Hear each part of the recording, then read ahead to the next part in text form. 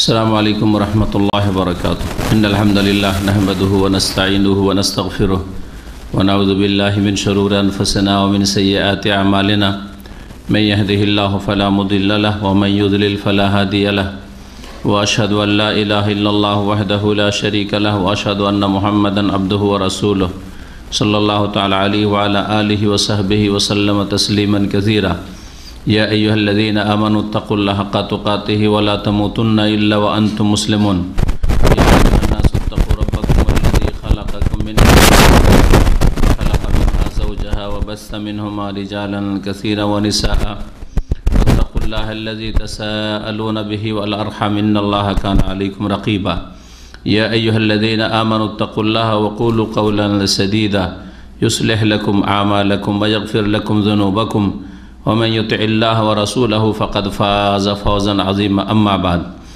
فإن خير الحديث كتاب الله وخير الهدي هدي محمد صلى الله عليه وسلم وشر الأمور محدثاتها وكل محدثة بدعة وكل بدعة ضلالة وكل ضلالة في النار أعوذ بالله من الشيطان الرجيم يا أيها الذين آمنوا لا تأكلوا أموالكم بينكم بالباطل إلا أن تكون تجارة عن تراض منكم ولا تقتلوا أنفسكم إن الله كان بكم رحيما আল্লাহ রাব্বুল আলামিনের যাবতীয় প্রশংসা যে আল্লাহ পাক রব্বুল আলামিন আমাদের সৃষ্টি করেছেন, আমাদেরকে হেদায়েত দান করেছেন, যিনি একমাত্র রিজিক দাতা, তার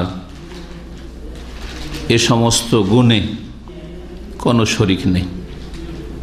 আল্লাহ রাব্বুল আলামিন যেমন সত্তার দিক থেকে এক, তেমনি তার গুণে, তার কাজে একই একক। তার কাজ হচ্ছে আল্লাহ পাকের বান্দাদেরকে রিজিক দেওয়া, আল্লাহর মখলুককে রিজিক দেওয়া, এতে কোনো শরীক নেই। সালাত এবং সালাম নাজিল হুফেনি মুহাম্মদুর রাসূলুল্লাহ সাল্লাল্লাহু আলাইহি ওয়াসাল্লামের উপর, যিনি হালাল রিজিকের জন্য উৎসাহিত করেছেন এবং হারাম উপজীবিকা থেকে, হারাম উপার্জন থেকে সতর্ক করেছেন। আজকে আমাদের এই মজলিসে আলোচনা হবে হারাম উপার্জন সম্পর্কে, এর পরিণাম এবং হারাম উপার্জন কিভাবে মানুষ করে থাকে। অনেকে এ সম্পর্কে খেয়ালও করে না যে এগুলি আমাদের জন্য হালাল হচ্ছে না হারাম হচ্ছে, পরোয়াই করে না। এটি কিয়ামতের একটি লক্ষণ, যে কিয়ামত যখন কাছে আসবে তখন মানুষ পয়সা চাইবে শুধু, সেটা হালাল থেকে আসলো না হারাম থেকে আসলো দেখার পরোয়া করবে না। আমিনাল হালালে আমিনাল হারাম, সেটা হালাল থেকে আসছে না হারাম থেকে আসছে দেখার প্রয়োজন বোধ করবে না, কারণ আখেরাত সম্পর্কে উদাসীন।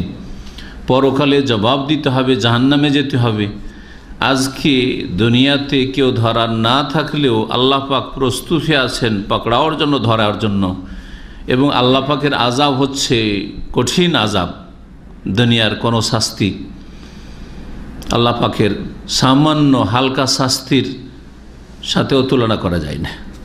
এই শাস্তি, এই আযাব বলে আজকাল অধিকাংশ মানুষের ভয় নেই, বরং অধিকাংশ মুসলিমদেরও ভয় নেই, যার ফলে অধিকাংশ মুসলিমরা, কাফের তো যাদের আল্লাহ পরকাল এসব বিশ্বাস নেই, তারা তো হালাল হারামের কোনো পার্থক্য জানেও না, কিন্তু মুসলিমরা জানার পরেও বেপরোয়া হয়ে গেছে, পয়সা চাই শুধু, যেভাবে আসুক না কেন। আর মনে রাখবেন যে একজন মুসলিম অতক্ষণ পর্যন্ত আল্লাহর আযাব থেকে পরিত্রাণ পাবে না, জান্নাত লাভ করতে পারবে না, জাহান্নাম থেকে রক্ষা পাবে না, যতক্ষণ পর্যন্ত তার আকীদার পরিশুদ্ধির সাথে সাথে তার ইবাদত সুন্দর না হবে, পূর্ণরূপে না হবে, এবং তার সাথে সাথে তার উপার্জন, তার আদান প্রদান এসব ঠিক না থাকবে। যদি তার উপার্জন ঠিক না থাকে তাহলে শুধু সহি আকীদা দিয়ে আর ইবাদত বন্দেগী, নামাজ, যাকাত, রোজা, হজ ইত্যাদি এসব দিয়ে নাজাত পেয়ে যাবে, কোনোদিন নাজাত পাবে না। এই জন্য রুজিকে হালাল করতে হবে। হারাম খেয়ে যেসব গোশত, রক্ত তৈরি হয় সেগুলি জান্নাতে যেতে পারবে না, সেসব লোকেরা জান্নাতে যেতে পারবে না। এই মর্মে নবী করিম সাল্লাল্লাহু আলাইহি ওয়াসাল্লাম হাদিস রয়েছে। সুতরাং এই বিষয়ে সতর্ক করার জন্য এই আলোচনাটি আজকে আপনাদের সামনে পেশ করব। সূরা নিসার আয়াত নম্বর 29 এবং 30, এই দুটি আয়াত দিয়ে শুরু করব। আল্লাহ পাক ইরশাদ করেছেন, মুমিন মুসলিমদেরকে সম্বোধন করি, ইয়া আইয়ুহাল্লাযীনা আমানু লা তাকুলু আমওয়ালাকুম বাইনাকুম বিল বাতিল, হে ঈমানদাররা, তোমরা তোমাদের ধন সম্পদকে আপোষে বাতিল পন্থায় ভক্ষণ করিও না। তোমরা তোমাদের ধন সম্পদকে মানে একজন অপরজনের ধন সম্পদকে, এক ব্যক্তি অপর ব্যক্তির ধন সম্পদকে, টাকা পয়সাকে ভক্ষণ করিও না, আত্মসাৎ করিও না, বেঈমানি করিও না। বাতিল পন্থায় মানে আত্মসাৎ করিও না, বেঈমানি করিও না, অন্যায়ভাবে খেও না, যেটা ন্যায় পথ নয় সেই পথ অবলম্বন করিও না কারো টাকা পয়সা ধন সম্পদ ভোগ করার ক্ষেত্রে, ভক্ষণ করার ক্ষেত্রে। একটি পথ রয়েছে বৈধ পথ, তাই আল্লাহ বলছে ইল্লা আন তাকুনা তিজারাতান আন তারাদি মিনকুম, তবে সেটা যদি ব্যবসার মাধ্যমে হয়, ব্যবসার মাধ্যমে আপনার পয়সা আমার পণ্য, আপনার পয়সা আমার জন্য হালাল, আমার পণ্য আপনার জন্য হালাল, আপনার জমি আমার উপরে হারাম, কিন্তু আমার পয়সা যখন আপনি নেবেন পয়সার বিনিময়ে, তখন আপনার জমিটা আমার জন্য হালাল। জি, এটি হচ্ছে তেজারত, ব্যবসা। ব্যবসা হচ্ছে আদান প্রদান, লেনদেনের নাম, কিছু নিচ্ছেন আর কিছু দিচ্ছেন। আল্লাহ বলছেন যে সেটা যদি ব্যবসা হয়, আর ব্যবসাও জবরদস্তি হইলে হবে না, আনতারাজি মিনকুম, দুই পক্ষের সম্মতির সাথে হইতে হবে। কারণ অনেক সময় গায়ের জোরে তোকে বেচতেই হবে, তুই বিক্রি না করলে তোর কোনো উপায় নেই, এইরকম হয়ে থাকে। জমি জায়গার ক্ষেত্রে বড় বড় যারা মহাজন, বড় বড় যারা জমিদার মানুষ, বড় বড় তাদের চায়ের বাগান আছে, অথবা এইরকম কিছু হয়তো ইন্ডাস্ট্রি ফ্যাক্টরি তৈরি করবে, গায়ের জোরে জমি তোকে দিতেই হবে, চারিদিকে আমার জমি, দিবি না যাবি কোথায়? তো যদিও কেনা বেচা হচ্ছে, কিন্তু সেটা যেহেতু সম্মতির মাধ্যমে নয়, রেজামন্দির সাথে না, আল্লাহ তারা আদিন রেজামন্দির কথা বলেছেন, সম্মতি হইতে হবে, তাহলে সে ব্যবসা জায়েজ। একজনের কোনো কিছু পছন্দ লাগলো, এখন নেবই আমি, তোকে দিতেই হবে, জায়েজ নয়। তারপরে আল্লাহ রাব্বুল আলামিন বলছেন ওয়ালা তাকতুলু আনফুসাকুম, তোমরা একে অপরকে হত্যা করিও না। টাকা পয়সা নিয়ে অধিকাংশ হত্যার কাণ্ড আজকাল ঘটে থাকে। কয়েকটি কারণে আজকাল পৃথিবীতে মানুষ খুন হচ্ছে। একটি হচ্ছে নারী সংক্রান্ত বিষয়, আর এই ফিতনা প্রাচীন যুগের ফিতনা। নবী মুহাম্মদ রাসূলুল্লাহ সাল্লাল্লাহু আলাইহি ওয়াসাল্লাম বলেছেন যে ফাত্তাকুদ দুনিয়া ওয়াত্তাকুন নিসা, তোমরা দুনিয়ার ফিতনা থেকে বেঁচে থাকো, দুনিয়ার ফিতনা, ওয়াত্তাকুন নিসা, বিশেষ করে নারীদের ফিতনা থেকে বেঁচে থাকো। দুনিয়ার ফিতনা হচ্ছে দুটি, একটি হচ্ছে পয়সা, আর একটি হচ্ছে নেতৃত্ব, ক্ষমতা। এগুলো হচ্ছে দুনিয়া। ক্ষমতার জন্য অধিকাংশ মানুষকে খুন করা হচ্ছে, ক্ষমতার জোরে বা ক্ষমতা হাসিলের জন্য, যাকে বলে আশঙ্কা আছে যে আমার ক্ষমতায় বাধা সৃষ্টি করতে পারে, ক্ষমতার জন্য ঝুঁকি হতে পারে, সরিয়ে দাও, ওকে খুন করে দাও। আর একটি হচ্ছে পয়সার জন্য। এই দুটো হচ্ছে দুনিয়া। নারীও দুনিয়া, কিন্তু বিশেষ করে নারী ফিতনাটা আরও মারাত্মক। আজকাল ইন্টারনেটের যুগে নারীদের ফিতনা যে কত বড় ফিতনা হয়েছে, ভালো ভালো নামাজি, যাদেরকে নিজেদের ইমানদার বলা হয়তো, তাদের ইমান হারিয়ে যাচ্ছে ওখানে গিয়ে। তারা বাহ্যিক মানুষের সামনে তো মুসল্লি, নামাজি, মানুষের সামনে তো মাশাআল্লাহ ইসলাম শিখে, কিন্তু নির্জনে যখন বসে তখন ইমান হারিয়ে ফেলে। জি, লুকিয়ে যখন বসে, সে সরাসরি কোনো মহিলার সাথে চ্যাটিংয়ে হোক, অথবা নোংরা ছবি দেখার মাধ্যমে হোক, ইত্যাদি ইত্যাদি। ফাত্তাকুদ দুনিয়া ওয়াত্তাকুন নিসা, দুনিয়ার ফিতনা থেকে বেঁচে থাকো, নেতৃত্বের ফিতনা, পয়সার ফিতনা। ওয়াত্তাকুন নিসা, আর বিশেষ করে নারীদের ফিতনা থেকে বেঁচে থাকো। এদের জাল মারাত্মক জাল, এই জালে ফেসে গেলে আর ছুটতে পারবে না। ফাইন্না আউয়ালা ফিতনাতে বানি ইসরাইল, কেন?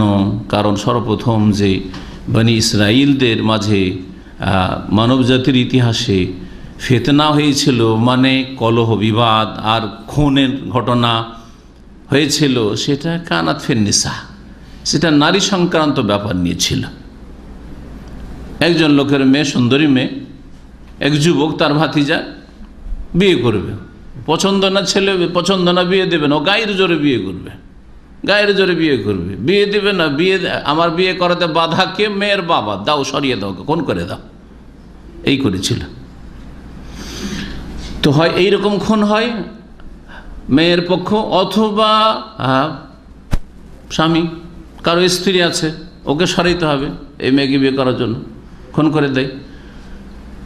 অথবা যেই ব্যক্তি কারো মেয়ের সাথে কারো বোনের সাথে এইরকম খারাপ আচরণ করতে যাচ্ছে, প্রেম করতে, তাকেই সরিয়ে দেয়, তাকে খুন করে দেয় যে তুই আমার মা বোনের সাথে, আমার মেয়ের সাথে, আমার বংশের মেয়ের সাথে এইরকম কাজ করবি, তোকে খুন করে দেবো। এইরকম ঘটে থাকে আর খুব ঘটছে। তো এই জন্য আল্লাহ রাব্বুল আলামিন ফিতনা থেকে সতর্ক করেছেন। ওয়ালা তাকতুলু আনফুসাকুম, তোমরা একে অপরকে খুন করিও না। ইন্নাল্লাহা কানা বিকুম রাহিমা, আল্লাহ বড়ই দয়ালু তোমাদের উপর। আল্লাহ চান না যে তোমরা খুন হয়ে যাও, সেজন্য আল্লাহ রাব্বুল আলামিন তোমাদের কঠোরভাবে নিষেধ করছেন। এইরকমই এই আয়াতের মধ্যে শামিল যে তোমরা আত্মহত্যা করিও। ওয়ালা তাকতুলু আনফুসাকুম, নিজেকে হত্যা করে আত্মহত্যা করিও না। সেটা সরাসরি দ্রুত এক্ষুনি কেউ বিষ খেয়ে অথবা ফাঁসিতে ঝুলে অথবা উঁচু জায়গা থেকে পড়ে গিয়ে অথবা কোনো অস্ত্র দিয়ে নিজেকে হত্যা করা, আত্মহত্যা করা, অথবা মন্থর গতিতে আস্তে আস্তে স্লো পয়জনে এমন কিছু ব্যবহার করে খায় যাতে ধীরে ধীরে নিজেকে ধ্বংসে পতিত করছে। যেমন যারা গাঁজা খায়, যারা বিড়ি সিগারেট পান করে, যারা জর্দা খায়, এরা ধীরে ধীরে নিজেকে কি করছে? হত্যা করছে। এটা আত্মহত্যা। এজন্য এই আয়াতের অন্তর্ভুক্ত, এই আয়াত দ্বারা ওলামারা বলেছেন যে তামাক জাতীয় যত কিছু রয়েছে, বিড়ি হোক আর সিগারেট হোক আর জর্দা হোক আর এইরকম যা কিছু হোক না কেন, আর যত রকমের গাঁজা নেশা হোক, এগুলি হচ্ছে হারাম। কারণ এগুলি হচ্ছে ধীরে ধীরে মন্থর গতিতে আত্মহত্যা করা। ওয়ালা তাকতুলু আনফুসাকুম, আল্লাহ বড়ই দয়ালু। আল্লাহ চান না যে তুমি জর্দা খেয়ে আর তামাক খেয়ে আর বিড়ি সিগারেট ধূমপান করে নিজেকে ধ্বংস করে দাও, মরে যাও। হ্যাঁ, ওয়ালা তাকতুলু আনফুসাকুম ইন্নাল্লাহা কানা বিকুম রাহিমা, কারণ আল্লাহ পাক বড় দয়ালু। তারপর আল্লাহ রাব্বুল আলামিন বলছেন ওয়া মান ইয়াফআল যালিকা উদওয়ানা ওয়া যুলমা, কেউ যদি এইরকম কাজ করে, তাহলে এর আগে কি কি বিষয় উল্লেখ করা হয়েছে এটা দেখার বিষয়। প্রথম বিষয় যেটা উল্লেখ করা হয়েছে যে একজন অপরজনের ধন সম্পদ অবৈধভাবে গ্রাস করা, বেঈমানি করা, আত্মসাৎ করা, হাতিয়ে নেওয়া, এইরকম কাজ যারা ওয়া মান ইয়াফআল যালিকা, যারা এইরকম বেঈমানি আত্মসাৎ করবে, যারা বাতিল পন্থায় ধন সম্পদ ভক্ষণ করবে, হারাম উপার্জন করবে ব্যাপক অর্থে। আরেকটি হচ্ছে যারা আত্মহত্যা করবে, ধীরে ধীরে হোক অথবা দ্রুত হোক। আরেকটি হচ্ছে যারা অন্যকে খুন করবে। ওয়া মান ইয়াফআল যালিকা, যারা এই কাজগুলি করবে, ফাসাউফা নুসলিহি নার উদওয়ানা ওয়া যুলমা, সীমা লঙ্ঘন করে এবং অত্যাচার করে, অন্যায়ভাবে সীমা লঙ্ঘন করে যারা এই অন্যায় কাজগুলি করবে, তার মধ্যে আজকের বিষয়বস্তু হচ্ছে হারাম উপার্জন যারা করবে, বেঈমানি আত্মসাৎ করবে, মানুষের টাকা পয়সাকে নয় ছয় করবে। কারো টাকা যদি পড়ে যায় তার হাতে, তো আর ফিরিয়ে দেওয়ার কথা নেই, ওই কিয়ামতে বিচার দিবসেই ফিরিয়ে দেবে, নেকি দিয়ে পেমেন্ট করবে। ওয়া মান ইয়াফআল যালিকা উদওয়ানা ওয়া যুলমা, আল্লাহ পাক কত শক্ত ভাষা বলেছেন, চিন্তা করুন। ফাসাউফা নুসলিহি নারা, তাহলে নিঃসন্দেহে শীঘ্রই তাকে জাহান্নামের আগুনে প্রবিষ্ট করব, জাহান্নামের আগুনে দাখিল করবে। আল্লাহ রাব্বুল বলছেন ফাসাউফা নুসলিহি নারা। তাহলে যারা বেঈমানি আত্মসাৎ করে, যারা হারাম উপার্জন করে, যারা আত্মহত্যা করে, যারা ধূমপান বা এইরকম যারা নেশা করে মন্থর গতিতে নিজের ক্ষয়ক্ষতি করছে, নিজের শরীরকে ধ্বংস করছে, যারা এক অপরকে খুন করে, মার্ডারের সাথে জড়িত যারা, এইরকম অন্যায় যারা করবে, আল্লাহ বলছেন তাদেরকে নিশ্চিত জাহান্নামে দেব। ওয়া কানা যালিকা আলাল্লাহি ইয়াসীরা, আর জাহান্নামে ঢুকানো আল্লাহর জন্য বড়ই সহজ, কেউ আল্লাহ পাকের পকড়াও থেকে ছুটে যেতে পারবে না। ওয়া কানা যালিকা আলাল্লাহি ইয়াসীরা। তাহলে এই আয়াত থেকে বুঝতে পারলাম যে যারা হারাম উপার্জন করে অথবা টাকা পয়সা বেইমানি করে, যেইভাবে হোক না কেন, শেয়ারে গেলেন, পার্টনারশিপে বেইমানি করেন, লস শুধু আপনার সঙ্গীর, শেয়ার, আপনার কোনো লস নেই, আপনার ব্যবসা ঠিকই আছে। ধার নিলেন, দিচ্ছেন না আপনি, মাতলুল গানিয়া জুলমুন। নবী সাল্লাল্লাহু আলাইহি ওয়াসাল্লাম বলেছেন, সচ্ছল ব্যক্তি, অভাবমুক্ত ব্যক্তি যদি নিজের সংসার চালাচ্ছে, নিজের সব কিছু করতে পারছে, শুধু ধারটা পরিশোধ করছে না, এটা হচ্ছে জুলম, সে হচ্ছে জালেম। এই ছিল আয়াত। এই আয়াতে আল্লাহ পাক একটা ব্যাপক কথা বলেছেন যে বাতিল পন্থায় একে অপরের ধন সম্পদ ভক্ষণ করিও না, বাতিল পন্থায়। তাহলে বোঝা গেল যে বাতিলের বিপরীত হচ্ছে হক, হক আর বাতিল, তাই না? তাহলে ন্যায়সঙ্গতভাবে যদি কারো ধন সম্পদ খান তো সেটা জায়েজ না জায়েজ? ন্যায়সঙ্গত হচ্ছে যে চাকরি করছেন, বেতন নিচ্ছেন, ন্যায়সঙ্গত হচ্ছে যে ওর কাছে কোনো মাল সামান বিক্রি করলেন, টাকা নিলেন, হ্যাঁ, ন্যায়সঙ্গত হচ্ছে যে জমির ন্যায্য মূল্য দিলেন, তারপরে তার জমি খাচ্ছেন আপনি। ন্যায়সঙ্গত হচ্ছে এই রকম যে কোনো বিষয় যেই ক্ষেত্রে আল্লাহ পাক বৈধতা রেখেছেন।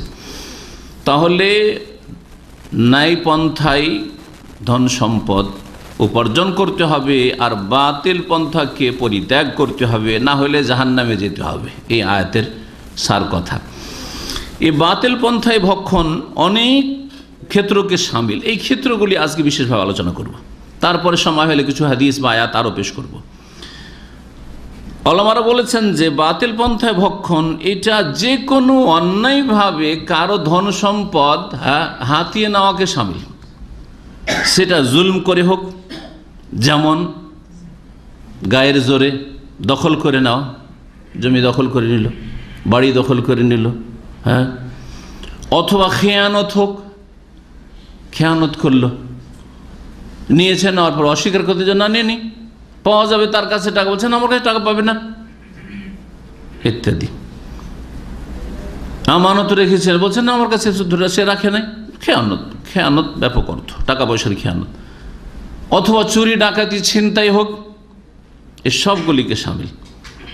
এছাড়া আরও আরেকটি দিক রয়েছে, সেটা হচ্ছে অবৈধ খেলাধুলার মাধ্যমে ধন সম্পদ উপার্জন করা, যেমন জুয়া খেলা, জুয়া খেলা, হারাম খেলা, যেই খেলা নামাজের পর নয়, 6 ঘন্টা 7 ঘন্টা খেলা চলছে, আর তাই সেটা তার ইনকাম সোর্স, না মাগরিব পড়লো না ইশা পড়লো, ক্রিকেট খেলা চলতেই আছে তার, আর কোটি কোটি টাকা ইনকাম করছে। এগুলি হচ্ছে সব বাতিল পন্থায় ধন সম্পদ উপার্জন করা। তো এই ছিল বাতিল পন্থা। এছাড়া আরও বাতিল পন্থায় ভক্ষণ হচ্ছে যে কারো সাথে প্রতারণা করে, ছলনা করে, কোনো ষড়যন্ত্র করে ফাঁসিয়ে দিয়ে তাকে, বা অবৈধ ব্যবসা বাণিজ্যের মাধ্যমে ভক্ষণ করা, উপার্জন করা, এসবকে সামিল। এছাড়াও আরও বিভিন্ন দিক রয়েছে যা অনেক ওলামারা উল্লেখ করেছেন, এক একটি করে আমরা জানি, যাতে করে আমাদের জীবনটাকে আমরা পরিষ্কার পরিচ্ছন্ন করতে পারি, যে আমাদের লাইফে তো এরকম নেই যে এইরকম বেশ কিছু রাস্তা আছে, সোর্স আছে, সেখান থেকে আমার পয়সা আসছে, অথচ ওইগুলো পয়সা আসছে আমার ঘরে হারাম, পকেটে আসছে, ব্যাংকে আসছে, হ্যাঁ, সংসারে লাগছে, বাড়িঘর তৈরি করছেন হারাম পয়সা দিয়ে। হয়তো হারাম পণ্যের ব্যবসা বাণিজ্য, এটাও এর মধ্যে সামিল, বাতিল পন্থায় ভক্ষণ। যেমন মদের ব্যবসা, গাঁজার ব্যবসা, জি, বেশ্যাবৃত্তি, বেশ্যা, নিজে বেশ্যা, অথবা বেশ্যাখানা খুলে রেখেছে আর সেখান থেকে ইনকাম করছে, 2, 4, 5টা 10টা মহিলাকে রেখেছে, আর ওদিকে তো বেশ্যাবৃত্তি করাচ্ছে, আর ইনকাম সোর্স ওটা একটা তার। এইরকমই ইনকাম, বেশ্যাখানা লাইসেন্স দিয়ে রেখেছে সরকার, আর সেখান থেকে ট্যাক্স আসছে, অথবা সরকার একটা ইনকাম সোর্স, এটা একটা, জি হ্যাঁ, এগুলি সব হারাম উপার্জন, সেটা ব্যক্তির হোক অথবা কোনো সম্প্রদায়ের হোক অথবা কোনো শাসকের হোক। এইরকমই ঘুষ, ঘুষ হারাম, ঘুষ হচ্ছে বাতিল পন্থায় ভক্ষণ করা। আপনি একজন চাকরিজীবী, সরকারে চাকরি করছেন, সরকার বলছে যে এই কাজগুলি তোমার করে দেওয়া দায়িত্ব, আপনি কাজ করে দিচ্ছেন তখনই যখন আপনাকে কাস্টমার পয়সা কিছু ঢুকিয়ে দিচ্ছে, অথবা যে কিছুই দিক না কেন, বড় বড় বকশিস ঘুষ দিচ্ছে, তখনই কাজ করে দিচ্ছেন। ঘুষ না হলে চাকরি নেই, ঘুষ না হলে আপনার কাজ হবে না, ঘুষ না হলে আপনার জমির কোনো রকম রেকর্ড হবে না, আর সব জায়গায় ঘুষ। আর ঘুষ না হলে পাসপোর্ট পাবেন না, ঘুষ না হলে কোনো কাজ হবে না। এই জন্য একজন ভালো আলেম বলেছিলেন যে ভারতের কথা, যে ভারতে মুসলিমদের জন্য এই রাস্তাটা খোলা আছে বলে মুসলিমদের কাজ হচ্ছে, সরকারি কাজগুলো, সরকারি অফিস আদালত থেকে কাজগুলি এর মাধ্যমে হচ্ছে। যদি এই রাস্তাটা খোলা না থাকতো মুসলিমদের কেউ কাজ করে দিত না। সেটা হচ্ছে ঘুষের রাস্তা। পয়সা দেন আর তারপরে কাজ করে নেন, আপনি ঘুষ দেন আর যে কোনো কাজ করে নেন, ঘুষের দেশ এসব। তো এশিয়ার এই ভারত উপমহাদেশ, এগুলি হচ্ছে ঘুষের দেশ। আল্লাহ পাক রব্বুল আলামিন এই সমস্ত বালা মুসিবত থেকে, এই সমস্ত পাপ থেকে ব্যক্তিকে, সমাজকে, জাতিকে বেঁচে থাকার তৌফিক দান করেন। এইরকমই জালিয়াতি করা, হারাম উপার্জন, অনেকে বিদেশে এখানে এসে জালিয়াতি করছেন। এক যুগে যখন এইরকম কার্ডের একামা ছিল না, তখন কত যে একামার জালিয়াতি চলেছে। পাসপোর্টের জালিয়াতি চলেছে, পাসপোর্টের ছবি বদল করে গেল একজন ছুটিতে, আর ও আসবে না, ডিজিটাল পাসপোর্ট ছিল না, দিল আর একজনের ছবি ঢুকিয়ে দিয়ে পাঠিয়ে দিল। চাকরি করছে, কয়েক বছর চাকরি করে আমাকে জিজ্ঞেস করছে, হেদায়েত হয়েছে, আলোচনা শোনার পরে জিজ্ঞেস করছে যে আমি তো এইরকম পাসপোর্ট কিনেছিলাম, 30-40 হাজার টাকা দিয়ে একটা পাসপোর্ট পেয়ে গেছিলাম, ভিসার দাম তো অনেক, আর এই রুজি রোজগার করেছি, কি হবে? সব রুজি হারাম, রুজি হারাম। জি, এইরকমই সার্টিফিকেটের জালিয়াতি। সৌদি আরবে কত যে জাল টেকনিশিয়ান ধরা খেল এই কয়েক বছরে, এখন ধরা খেয়ে যাচ্ছে। জি হ্যাঁ, অনেকে জেলে আছে, অনেকে এক্সিট লেগে চলে গেছে। একজনের কথা শুনলাম, বয়স তার 65-র বেশি, ফিলিপিনো, আর তার 30 বছর চাকরি করা হয়ে গেছে জাল সার্টিফিকেট। তারপরে ধরা পড়েছে যে এইরকম কোনো ইউনিভার্সিটি নেই যে ইউনিভার্সিটির সার্টিফিকেট সে শো করেছে, সব জাল সার্টিফিকেট। রুজি হারাম, রুজি হারাম। আপনি যদি এই সার্টিফিকেটের ভিত্তিতে যদি চাকরি নিয়ে থাকেন যেটা জাল সার্টিফিকেট, তাহলে সারা জীবনে রুজি হারাম। জি, এগুলো হচ্ছে বাতিল পন্থায় ভক্ষণ করা। এইরকমই মানুষকে দোষ ত্রুটি, কোনো কিছু বিক্রি করছেন, লুকিয়ে রেখে বিক্রি করা। গাড়িতে আপনার দোষ আছে, অ্যাক্সিডেন্ট হয়েছে, অথবা ইঞ্জিন খারাপ, একটু ঠিকঠাক করে নিয়ে এসে মেলা তদবির আছে, হারাম নাজায়েজ তদবির আজকাল মেলায় বিক্রি করে দিল। গাড়ি খুব সুন্দর, একদিন তো খুব সুন্দর মনে হল, পরে দেখা গেল যে আসলে সুন্দর না, বান্দর। জি, ধোঁয়া বেরোচ্ছে, ধোঁয়া নাকি বন্ধ করে দেওয়া যাবে, বিক্রি করার দিন ধোঁয়া বন্ধ, ধোঁয়াটা তো বেরোচ্ছে না, আর তারপরে তো শুরু হয়ে গেল। জি, পুরানো যুগে পুরানা তরিকাতে এরকম হইতো, 4-5 দিন গাভীর দুধ দহেনি, গাভীর বা উটনির দুধ দহেনি, আর তারপরে অনেক দুধ হলো, 10 লিটার দুধ ধরেন, আরে 10 লিটার করে দুধ বা 5 লিটার করে দুধ, যেমন তেমন কথা নাকি, আরে 1 লিটার হয় না অনেকের, দিল একবারে দাম চড়িয়ে কিনে নিল। কিনে প্রথম দিন তো দুধ হইল, আর তারপরের দিন 1 লিটারে বা 2 লিটারে নেমে চলে আসলো। জি, ধোঁকাবাজি। এইরকমই ভিতরে কিছু ওপরে কিছু, ব্যাপক হারে চলছে এই ব্যবসা, হারাম ব্যবসা, হারাম রুজি। জি, পচা সড়াগুলির নিচে আছে কার্টুনে, আর ওপরে সুন্দর সুন্দরগুলি ফলমূল, শাকসবজি। এইরকমই পাট ব্যবসায়ীকে দেখেছি, গৃহস্থরাকে ছোট কাল থেকে পাট পানি দিয়ে ভিজেত, ওজন করা যখন পাটকে বাঁধতো, তখন পানি দিত, ইট পর্যন্ত ঢুকাইত পাটের গাঁটে, কে দেখতে যায়? জি, খুলবে তখন দেখি। জি, গোস্ত বিক্রি করছে, শুধু সাদা হাড্ডিতে একটু কিছু লেগে নেই। জি, একবার আলহাসা থেকে 20 কিলো গোস্ত কিনাইলাম, আমিও ঠকা খেয়েছি, এই জন্য বলছি। জি, কারণ এক ভাই ছিল যে শেখ ওখানে খুব ভক্ত মানুষ, শেখ এই খুব সস্তা গোস্ত পাওয়া যাচ্ছে, এককালে নিতাম, তবা করে নিয়েছি, আল্লাহ স্যার গোস্তকে তালাকও দিয়ে দিচ্ছি, গোস্ত খুব সস্তা পাওয়া যাচ্ছে, দেন পাঠিয়ে দেন, শীতকাল অসুবিধা নেই পাঠিয়ে দেন। তো গোস্ত এনে আলাদা করলো বাড়িতে, বাসাতে 5 কিলো শুধু সাদা হাড্ডি, কিচ্ছু নেই, শুধু 5 কিলো 20 কিলোর মধ্যে।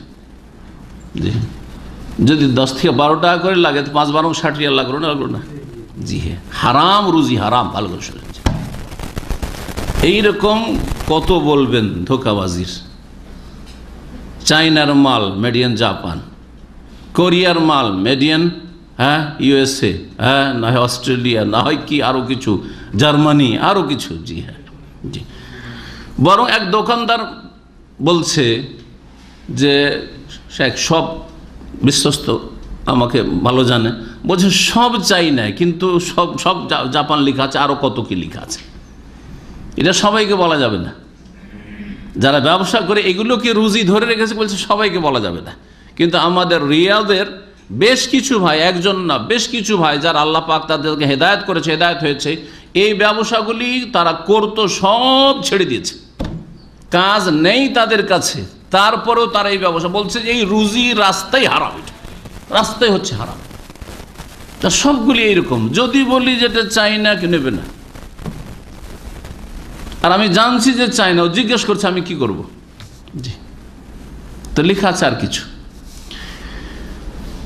এইরকম যতগুলি ধোকাবাজি রয়েছে, প্রতারণা রয়েছে, সব হচ্ছে হারাম উপার্জন। জি, এগুলি হারাম হয়, কোনো সন্দেহ নেই। আর এগুলি হচ্ছে মালে খবিস, নোংরা ধন সম্পদ। এই খবিস মাল খেয়ে জান্নাত পাওয়া যাবে না, খবিস মাল খেয়ে দোয়া করলে দোয়া কবুল হবে না। এই খবিস হারাম নোংরা ধন সম্পদ ভক্ষণ করে ছেলে মেয়ে মানুষ করলে ছেলে মেয়ে সৎ হবে না, অসৎ হবে, বেদিন হবে, বেনামাজি হবে, বাপ মার নাফরমান অবাধ্য হবে, অযোগ্য হবে, ইত্যাদি ইত্যাদি। এছাড়া বহু ক্ষতির দিক রয়েছে। হারাম ধন সম্পদ বেশি দিন টেকে না, লাস্টিং করে না। হারাম পয়সা বেশি দিন টিকে না।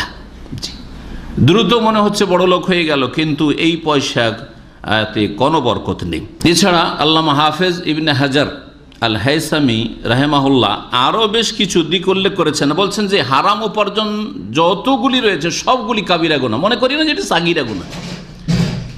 আমি শুধু একটু নিচে খারাপ মালগুলি রাখলাম, ওপরে একটু সাজিয়ে রাখলাম, সাগিরা গুনাহ, কাবিরা গুনাহ। 4 আনার আপনি ধোঁকাবাজি করলেন, আপনি খেয়ানত করলেন, কাবিরা গুনাহ, সবগুলি কাবিরা গুনাহ। যত হারাম রুজির সোর্স রয়েছে সবগুলি হচ্ছে হারাম এবং সবগুলি হচ্ছে কাবিরা গুনাহ। তিনি হারাম ব্যবসা বাণিজ্যের কথা উল্লেখ করার পরে বলছেন যে এগুলি হচ্ছে ফি এদাদিল কাবাইর, সবগুলি কাবিরা গুনাহর অন্তর্ভুক্ত। আর তারপর এই আয়াতটি যে সূরা নিসার আয়াত নম্বর 29, লা তাকুলু আমওয়ালাকুম বাইনাকুম বিল বাতিল, তোমরা একে অপরের ধন সম্পদ বাতিল পন্থায় ভক্ষণ করিও না। এই আয়াত তিনি পাঠ করলেন। হারাম রুজির আরও কিছু দিক রয়েছে, বর্তমান যুগে ব্যাপক আকার ধারণ করেছে। তার একটি হচ্ছে যৌতুক। বিয়ে করার সময় যুবক মনে করে যে এটাই একটা বেটার চান্স, এই সময় যদি কিছু টাকা শ্বশুর বাড়ি থেকে হাতিয়ে নিতে পারি, এই টাকা দিয়ে আমার আগামী লাইফটা ভালো করব, মনে করে যে ওই টাকা দিয়ে আমাকে ওপরে উঠতে হবে, জি, সেটা আমাকে বিদেশে পাঠাইতে হবে, এই ধরনের যৌতুক। অনেকে আবার এই ধরনের যৌতুক নেই, চালাক বেশি এরা, আমি টাকা সরাসরি টাকা তো নিলাম না, বলেছে আমাকে বিদেশ পাঠাইতে হয়। হারাম এরকম শর্ত লাগানো।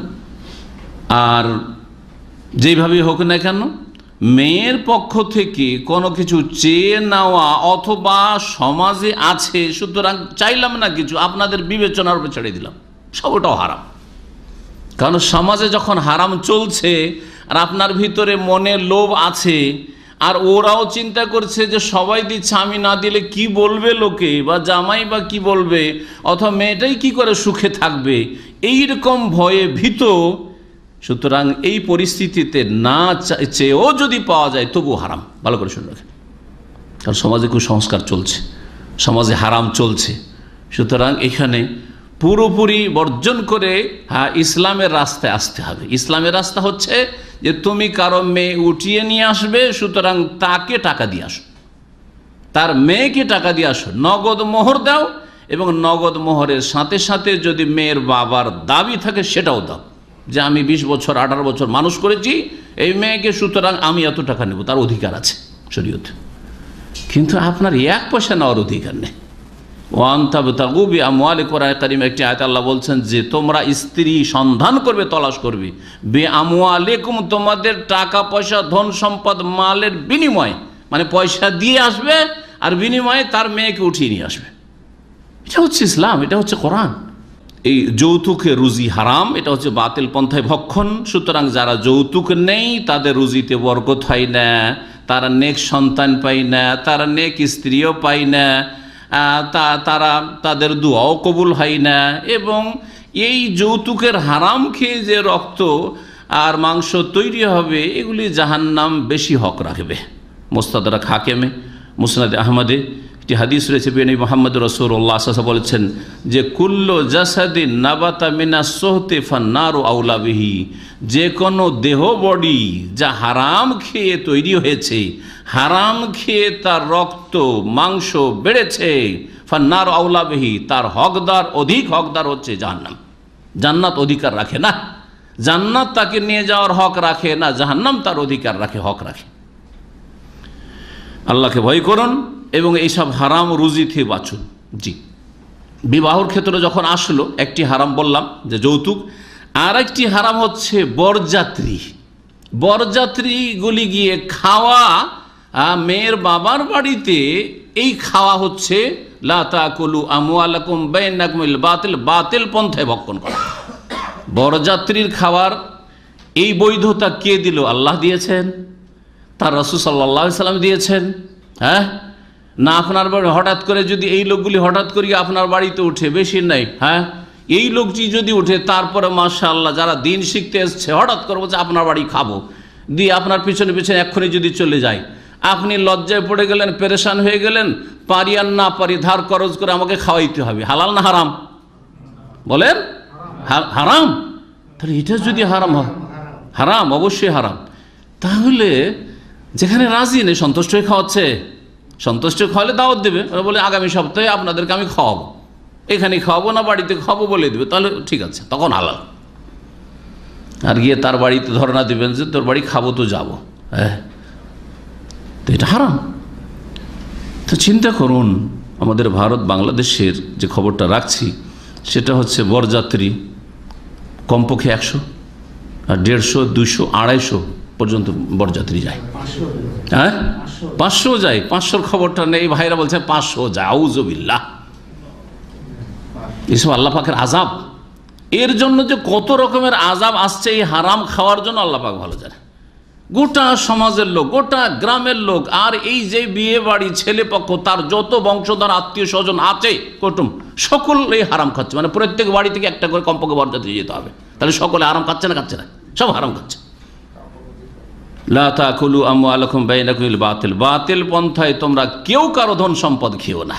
সুতরাং বরযাত্রীর প্রথা হচ্ছে হারাম। এক তো বরযাত্রীর প্রথা, বরের যাত্রী, এটা হিন্দুদের প্রথা। ওমান তাশাব্বাহা বিকওমিন ফাহুয়া মিনহুম, আর যারা কোনো কাফের জাতি, মুশরিক জাতির সাথে সাদৃশ্য অবলম্বন করবে, তারা তাদের দলে শামিল হবে, তাদের দলে শামিল হবে। 2 নম্বর কথা, এই রুজির বৈধতা নেই, রুজি হারাম, এই খাওয়া হারাম। জি, যদি বলে যে আমরা একটু বিয়ের অনুষ্ঠান দেখতে চাই, তাহলে কিছু কিছু এলাকা আলহামদুলিল্লাহ সংশোধন হয়েছে, ওরা বলছে যে ঠিক আছে, গ্রামবাসী তোমরা বিয়ের অনুষ্ঠান না দেখতে যাবে, তো এক কাজ করো, আমার বাড়ি থেকে খাওয়াই দেওয়া পাঠাচ্ছি, আর খেয়ে দিয়ে যাও, আর বিয়েটা পড়া হবে তাড়াতাড়ি, হ্যাঁ, ওখান থেকে ব্যাক করো, ফিরে আসো। হ্যাঁ, একটা পয়সার মেয়ে পক্ষের খরচ করা যাবে না, তো ঠিক আছে, খাওয়িয়ে পাঠান। ছেলে পক্ষ আপনি পাঠাবেন, খাওয়িয়ে পাঠান। আর না হলে এইরকম এত লোক পাঠাতে হবে, বা 10-20টাই পাঠাতে হবে ছেলের সাথে বিয়ের জন্য, এটা ইসলামে নেই। আসলে বরযাত্রী আসলে 10টারও নেই, তবে 2-4-10 জন যদি হয় তো খুশিতে খাইয়ে দেবে, সেই জন্য তখন জায়েজ হয়তো হইতে পারে। কিন্তু যদি বলেন যে এইরকম 10 জন বরযাত্রী গেলে এটা সুন্নত, না, সুন্নত নয়। নবী সাল্লাল্লাহু আলাইহি ওয়াসাল্লামের জামানায় কখনো এইরকমভাবে বিয়ে যেত না যে জামাইয়ের সাথে 2-4-10 জন যেতে হবে আর তারপরে গিয়ে বিয়েটা ওই মেয়ের বাড়িতে গিয়ে পড়িয়ে নিয়ে আসতে হবে। এটা কোথাও ছিল না। যেখানে বিয়ের কথাবার্তা হলো সেখানে বিয়ে হয়ে গেল, মসজিদে নববীতে কথা হয়ে গেল, ওখানে বিয়ে হয়ে গেল, আরে রাস্তাতে কথা হয়ে গেল বিয়ের, ওখানে ওলি আছে ওখানে বিয়ে হয়ে গেল। নবী মুহাম্মদ রাসূলুল্লাহ সাল্লাল্লাহু আলাইহি ওয়াসাল্লাম মাইমুনা রাদিয়াল্লাহু তাআলা কোথায় বিয়ে করেছেন? মক্কা থেকে একটু বেরিয়ে সারিফ নামে একটি জায়গা আছে, এইখানে বিয়ে হয়েছে নবী সাল্লাল্লাহু আলাইহি ওয়াসাল্লামের সাথে। ওখানে ওলি ছিল, ওখানে নবী সাল্লাল্লাহু আলাইহি ওয়াসাল্লাম বড় আছেন আর কন্যাও আছে, বিয়ে হয়ে গেল। নবী করিম সাফিয়া রাদিয়াল্লাহু তাআলা বিয়ে করছেন, খয়বরের যুদ্ধ থেকে আসতে রাস্তাতে বিয়ে করলেন। জি, এইভাবে বিয়ের জন্য মেয়ের অভিভাবক ওলি থাকতে হবে, তার সম্মতি থাকতে হবে, আর তার সাথে সাথে তার আগে মেয়ের সম্মতি থাকতে হবে, ওলির অনুমতি থাকতে হবে, মেয়ের সম্মতি থাকতে হবে, আর ছেলে কবুল করবে, হয়ে গেল। যে কোনো জায়গায় বিয়ে হইতে পারে। সুতরাং এই বরযাত্রী কম হোক আর বেশি হোক সবটাই অনইসলামিক প্রথা। আর তার মধ্যে অতিরিক্ত হারাম হচ্ছে যে এতগুলি লোক নিয়ে গিয়ে মেয়ের বাড়িতে তার জন্য এত বোঝা বানিয়ে দেওয়া যে ঋণের বোঝায় তার অবস্থাই খারাপ হয়ে যায়। হাই এত টাকা খরচ আমার এ বিয়ের স্বার্থে, আমি ঋণ পরিশোধ করবো কোত্থেকে? তখন কয়েক হারাম করতে বাধ্য হয়। চোর হলে চোর স্বভাবের হলে চুরি করে, বেঈমান স্বভাব হলে বেঈমানি আত্মসাৎ করে, আর হাত ভারী হইলে মানুষের টাকা পয়সা নিয়ে হাত ভারী টাকা পয়সা মানুষের দেয় না, ধার খরচ করে, আর না হইলে সুদের উপর টাকা নিয়ে আসে, সুদ খাই। আল্লাহর গজব আল্লাহ লানত হইতে থাকে সবার উপর। অনেক সময় মেয়ে পক্ষের বেশি খরচ হয়ে যাওয়ার কারণে মেয়ের বাবা মাকে দেখে যে তারা খুব টেনশনে ভুগছে, তখন মেয়েও সেই দুঃখে দুঃখিত হয়ে যায়, আর যার ফলে সে স্বামীর ঘরে শান্তি পায় না। ইস, তোমার ঘরে আসার জন্য আমার বাবাকে এত টাকা যৌতুক দিতে হইল, আর তোমার ঘরে আমাকে আসার জন্য এতগুলি লোককে খাওয়াইতে হইল। যে এই আক্ষেপ করতে করতে অশান্তিতে কাটে ওই পরিবার, কোনোদিন শান্তি পায় না। বহু ক্ষতির দিক রয়েছে। এগুলি যদি এই অবুঝ মুসলিমরা বুঝতো, ভারত, বাংলাদেশ, পাকিস্তানের, তাহলে এইসব হারাম প্রথা আর হিন্দুদের প্রথায় যেত না। আল্লাহ পাক যেন হেদায়েত দান করেন যারা এইসব কাজ করে, এবং মুসলিমদেরকে সংশোধন করার তৌফিক দান করেন। বাতিল পন্থায় ভক্ষণ, মিথ্যা সাক্ষী দেওয়া, যেগুলি উল্লেখ করলাম তাছাড়া মিথ্যা সাক্ষী দিচ্ছেন, আপনাকে ভাড়া করে নিয়ে গেছে যে তুই একটা সাক্ষী দিয়ে তোকে এত টাকা দেবো। এইরকমই ধন সম্পদ ভক্ষণ করা, কসম করে, মিথ্যা কসম করে, যেভাবে হোক না কেন, ব্যবসা বাণিজ্যের ক্ষেত্রে কসম, আল্লাহর কসম করে বলছি ভাই আপনার কাছে লাভ নিলাম না। আরে আল্লাহর কসম বলেন না বলেন, এমনি যদি বলেন যে হুজুর আপনার কাছে লাভ টাভ নিলাম না, কেনা দামে দিয়ে দিলাম, এটা বলার প্রয়োজন বাকি? হতে পারে যে কিছু মিথ্যা কথা বলছেন খুশি করার জন্য, না আসলে সেটা নয়। তো একটু চুপ থাকলেই নিরাপদ থাকতেন আপনি, রুজিটাকে হারাম করে দিলেন মিথ্যা কথা সংমিশ্রণের জন্য। ব্যবসাতে মিথ্যা ঢুকিয়ে আপনার এই ব্যবসার ইনকামকে, রোজগারকে আপনি হারামে পরিণত করলেন। এইরকমের ট্যাক্স গ্রহণ করা, সরকারের ট্যাক্স, ওলামারা এই ক্ষেত্রে একমত, হানাফি, শাফি, মালিকি, হাম্বলি, সমস্ত ওলামা মুহাদ্দিস বলছেন যে ট্যাক্স নেওয়া হারাম, ট্যাক্স হারাম এবং কাবিরা গুনাহ। এইরকমই সুদ খাওয়া, সুদের ওপর টাকা নেওয়া, সুদের ওপর টাকা দেওয়া, সুদের সাথে যে কোনোভাবে জড়িয়ে থাকা, সুদি কারবারের জন্য সাক্ষী হওয়া ইত্যাদি, এতিমদের ধন সম্পদ ভক্ষণ করা, এই রকমই কারো কাছ থেকে কোনো কিছু নিয়ে অস্বীকার করা, দাড়ি মারা, ওজনে কম দেওয়া, জি এসবগুলি হচ্ছে হারাম রুজি। আর এই ওজনে কম দেওয়া, দাড়ি মারা, এটাও ব্যাপক আকার ধারণ করে আছে। যারা ব্যবসা করে কত রকম করে দাড়ি বাড়ে, দাড়ি মারা বিভিন্ন রকম হইতে পারে, এটাও ব্যাপক অর্থ। স্বর্ণ চাঁদের যারা ব্যবসা করে তাদের দাড়ি মারা আলাদা। এক তো ওজনে মারা যা আছে তা আছে, ওজনও বুঝে না কাস্টমার, ওতে মারুক আর না মারুক, ওতে খাদ ভরে মারে, এটাও দাড়ি মারা। ওজন ঠিকই দিল আপনাকে, কিন্তু বলল যে 21 ক্যারেট, কিন্তু দিল 18, 19 বা তারও কম দিল, খাদ ভরে।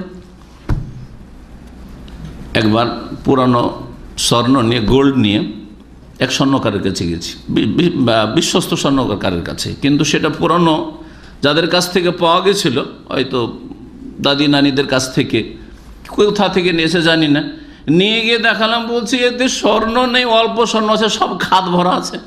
দাঁড়ি মারা বহু রকম হতে পারে। দাঁড়ি মারা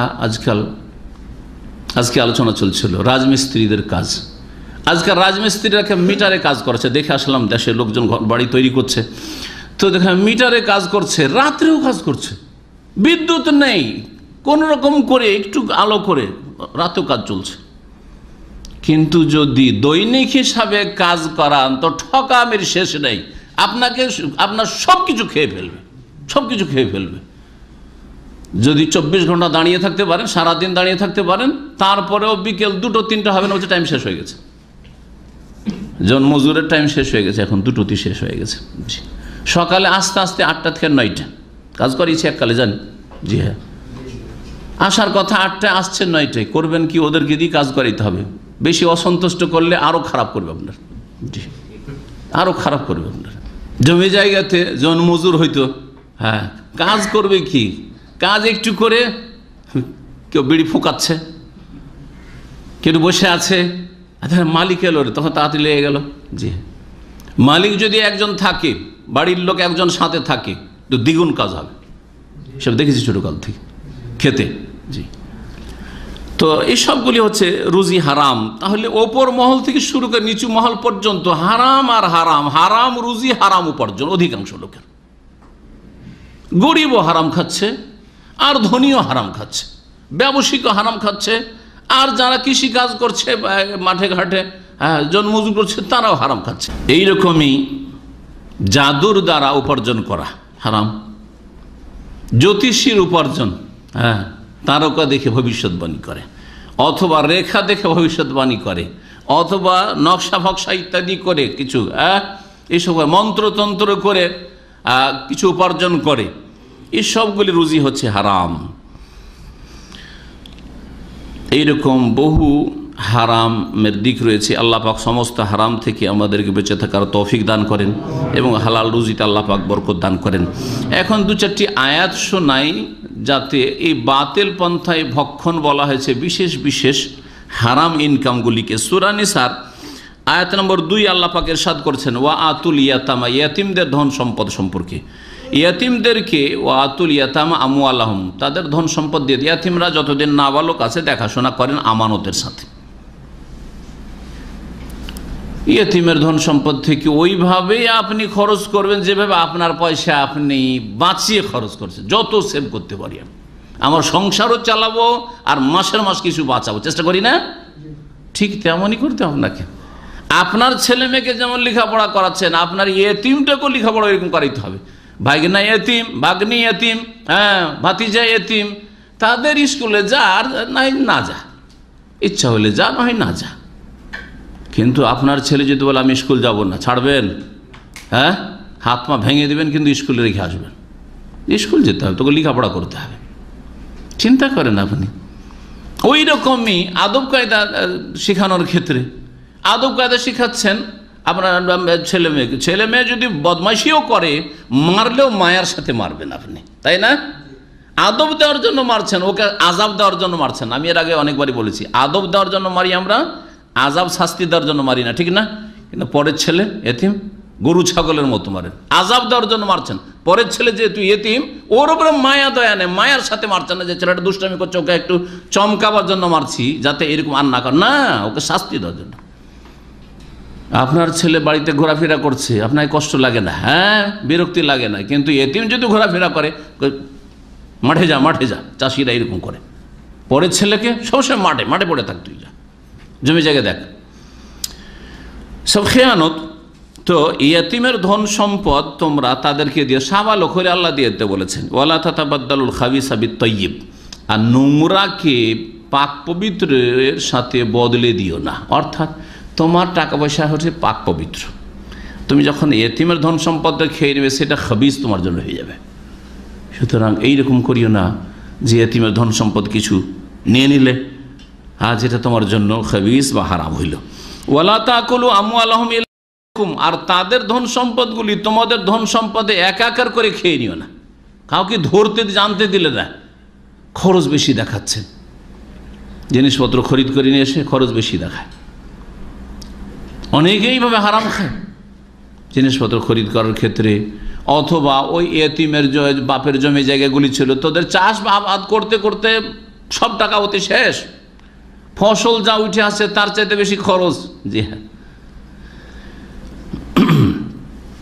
ইন্নাহু কানা হুবান কাবীরা, কারণ এগুলি হচ্ছে কাবিরা গুনাহ। আল্লাহ বলছেন এগুলি হচ্ছে কাবিরা গুনাহ। তার এতিমের ধন সম্পদ ভক্ষণ করা হচ্ছে কাবিরা গুনাহ। এই আয়াতে আল্লাহ বলেছেন। অন্য আয়াতে বলেছেন যে যারা এতিমের ধন সম্পদ বেঈমানি করবে, আত্মসাৎ করবে, ইন্নামা ইয়াকুলুনা ফি বুতুনিহিম নারা, তারা এতিমের টাকা পয়সা খেলো না, জমি জায়গায় বেঈমানি করলো না, বরং তারা জাহান্নামের আগুন খেল, জাহান্নামের আগুন খেল। ওয়াসায়াসলাউনা সাইরা, আর নিশ্চিত জ্বলন্ত আগুনে প্রবেশ করতে হবে, এতে কোনো সন্দেহ নেই, সব হারাম খেয়ে। এইরকম আল্লাহ পাক বাতিল পন্থা, সুদকে বাতিল পন্থা বলেছেন। ওয়া আখযহিমির রিবা, ইহুদিদের সম্পর্কে আল্লাহ বলছেন ওয়া আখযহিমির রিবা, ইহুদিরা সুদ খেত, সুদি কারবার করত। এখনো পৃথিবীর মধ্যে সবচেয়ে বেশি সুদ খায় ইহুদি জাতি, সুদখোর জাতি হচ্ছে ইহুদি জাতি। আর ভারতে হচ্ছে মারওয়ারি জাতি, এরা হচ্ছে খুব সুদখোর জাতি, সুদখোর জাতি। আল্লাহ ধ্বংস করেন সুদখোরদেরকে, সুদখোরদের ধন সম্পদকে আল্লাহ ধ্বংস করেন। আল্লাহ বলছেন ওয়াকাদ নুহু আনহু, অথচ সুদ থেকে তাদেরকে নিষেধ করা হয়েছে। ওয়াকলিহিম আমওয়ালান নাস বিল বাতিল, আর তারা মানুষের ধন সম্পদ বাতিল পন্থায় ভক্ষণ করে, বেঈমানি আত্মসাৎ করে। ওয়া আতাদনা লিল কাফিরিনা মিনহুম আযাবান আলিমা, এদের কাফেরদের জন্য আল্লাহ পাক মর্মান্তিক শাস্তি প্রস্তুত করে রেখেছেন। এইরকমই আল্লাহ রাব্বুল আলামিন ঘুষের কথা উল্লেখ করছেন।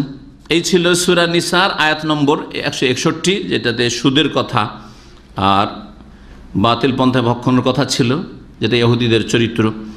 আর এই ইহুদিদের চরিত্রগুলি মুসলিম সমাজে, মুসলিমদের মধ্যে চলে এসছে।